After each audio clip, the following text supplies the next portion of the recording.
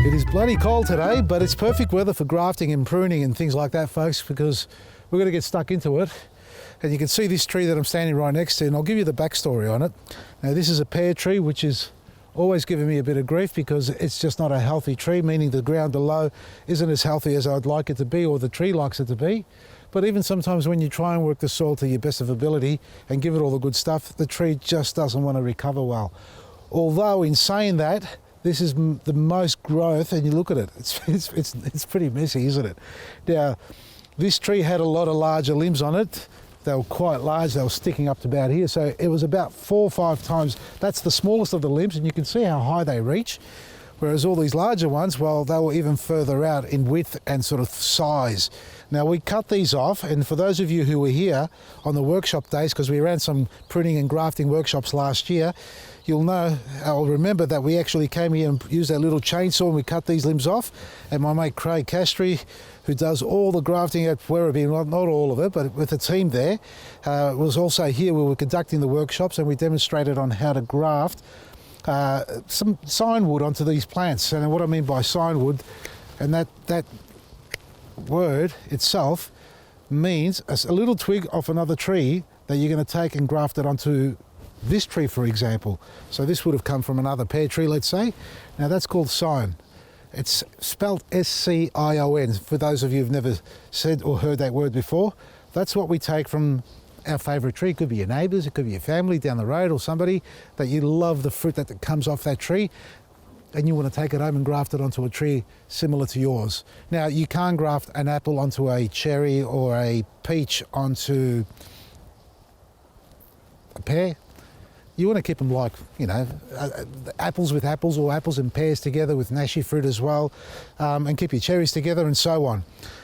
Now, this got grafted, and let's have a look at what happened here. We did 3 grafts, admittedly. Now take a look at the bark of the tree. That's an indicator to tell you that the tree is stressed because it's got all these cracks in it. It's got lichen growing on it. So good airflow here, that's for sure, but not enough sunlight, especially in wintertime. And that's why you get a bit of that greening coming up on it. But in saying that, with those hard prunes we've done, look at the reaction. Look at all the new buds that have burst out and all the suckers that have come up, all the new sprouts.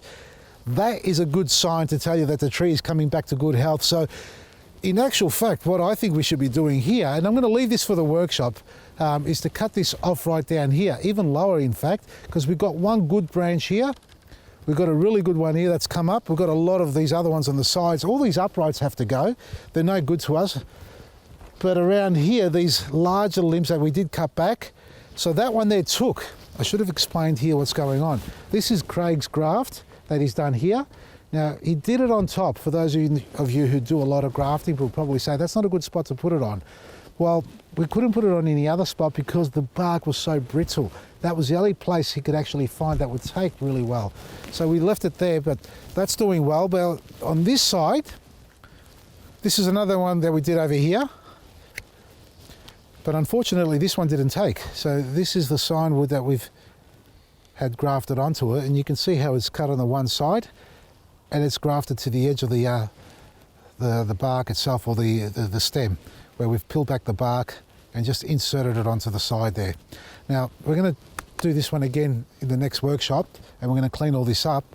And there's another one on this side here that needs to be cleaned up as well.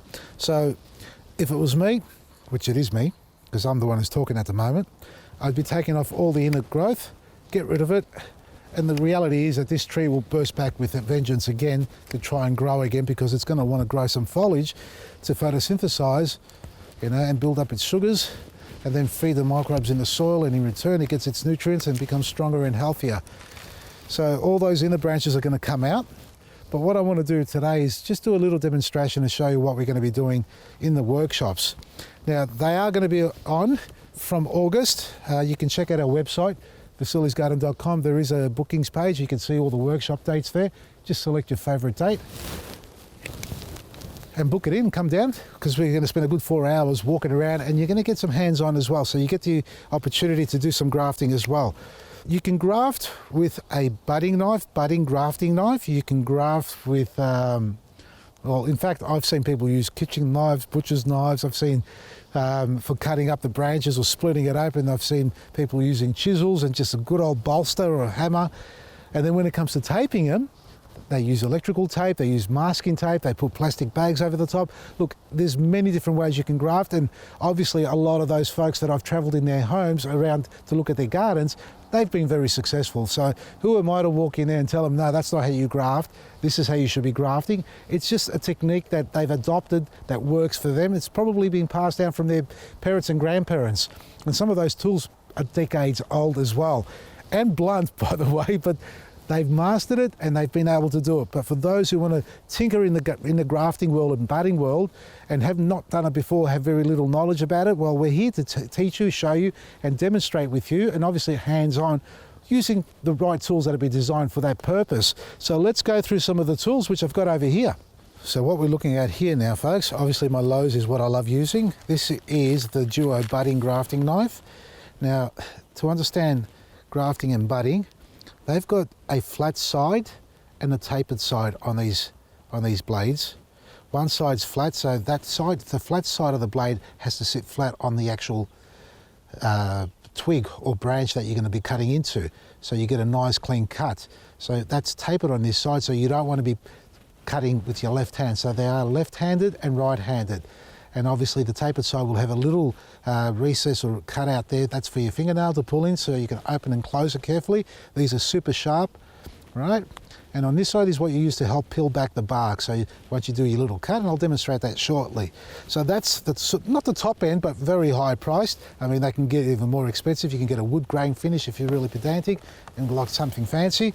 This is your traditional basic run-of-the-mill grafting and budding knife.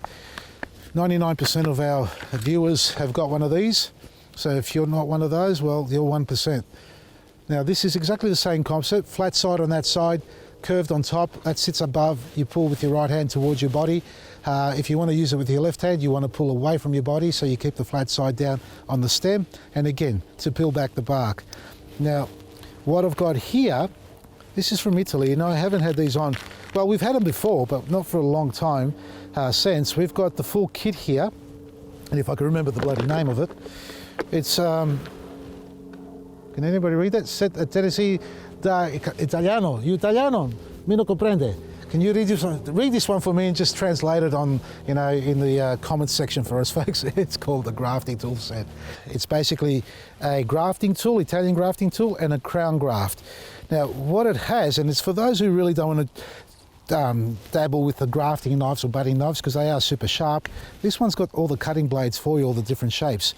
So the aim here is, and I'll demonstrate this, we've got the different blades that are already set in. So the one that it's got installed on it at the moment, well, I call it a V shape, and that is basically the shape of a V, a very long sort of narrow V.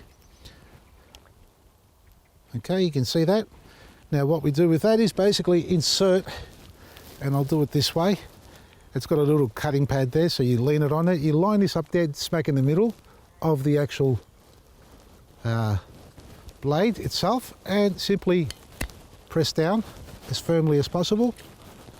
And then we just take that out, and there we are. So we've done the top cut.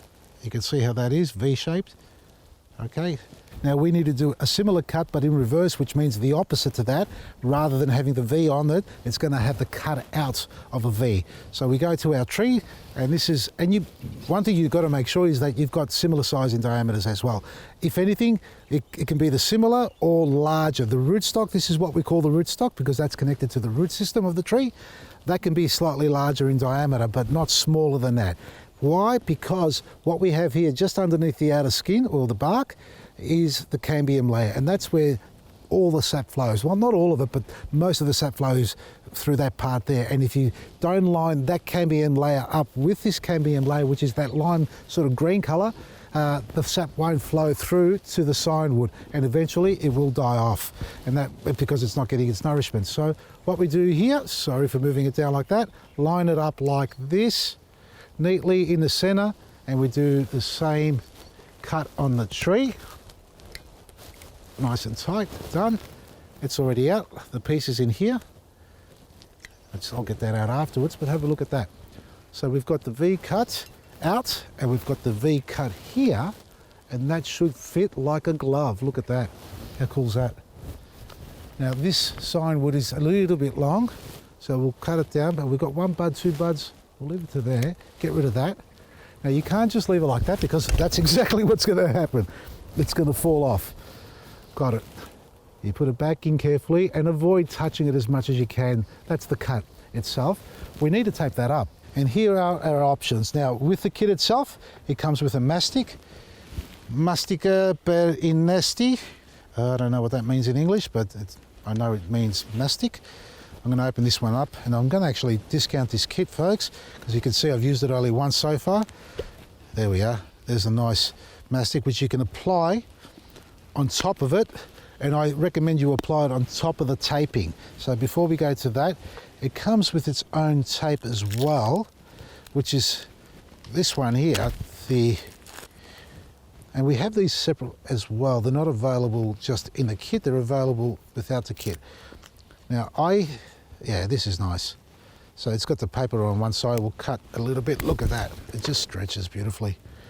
This is quite a firm piece and it's really cold today, folks. You really want to sort of work it up and get a bit of temperature in it, because otherwise it won't be as pliable as it would be on a warm to hot day. So run your fingers across it, heat it up a little bit like that. So let's just tape it up with this one and see how we go. We'll start down below, go around once so it's locked in place like that. This feels amazing actually, this tape. It is super strong and flexible. This wouldn't be good for budding, I don't think, unless you go back out there and remove it completely when you start to see buds swell. Like that there. There we are. No tying, no nothing. How neat is that? Now that's using that mastic tape or the Italian tape, but you've also got different tapes that you can use. Now what we've got here is the expensive buddy tape or grafting tape. Now this is also very stretchy. Cold day, it can stretch a lot more than that. This is a 70mm perforated tape and you can buy it by the meter if you like, because one of these pieces, look how much I've stretched it out so far. So let's wrap this around the piece of branch and see how it holds as well by comparison. Now you can stretch it before you put on, because I've already stretched it, and it might not be that easy to put on because you want to tension it as you're doing it, but I think you can still pull it tight carefully. Now I'm doing it above the graft that I've done, so it's going to dislodge this little piece. So that's doing it while it's stretched, okay? It feels a little bit uncomfortable. I can't get that nice tight sort of wind on it, but we'll just keep going like this. But let me show you what it looks like.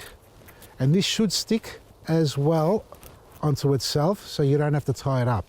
There we are, like that. Now, we can also do it and stretch it while we're wrapping around. But again, on a cold day, as you're stretching, be careful because you may tear it off.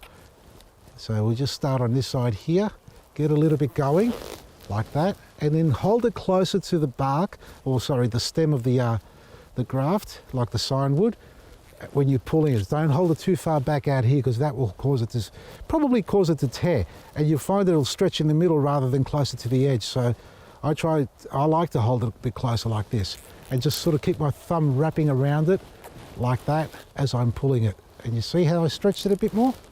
And then just wrap it around. That's it. And you get a lot of wraps out of this, especially on a small twig. So that's the one. You could almost do 2 with this. You don't need so much to wrap around. But they come in 50mm perforations as well, so you don't have to get the 70mm. And we're pretty much, that's all you need. Just cut it off like that. It's done. And finally, we've got the old BioGraft tape, which is the cheaper of the lot. Still very effective. If I'm not mistaken, I think this is made in New Zealand, folks. Very popular by many grafting experts out there. They like a nice simple one like that, and it almost feels like Glad Wrap, but not quite. It's actually thinner than Glad Wrap, and it stretches too a little bit. See that little flex? So it's got that sort of, like the pallet wrapping plastic, which it does stick to itself like Glad Wrap does, and you can see how I'm stretching it as well, quite comfortably. This stretches a lot more by comparison than the buddy tape, this being the BioGraft tape. So a very popular grafting tape, but the only thing is, I don't think it's self-adhesive. So no glue, but it doesn't stick to itself. So let's just cut that off and just see what happens. So if a little bit of wind comes along, will that peel off? It looks like it's holding, but I feel like, and I've seen it happen, there we go, this is what will happen. If a little bit of wind gets onto it, then it'll unwrap itself like that.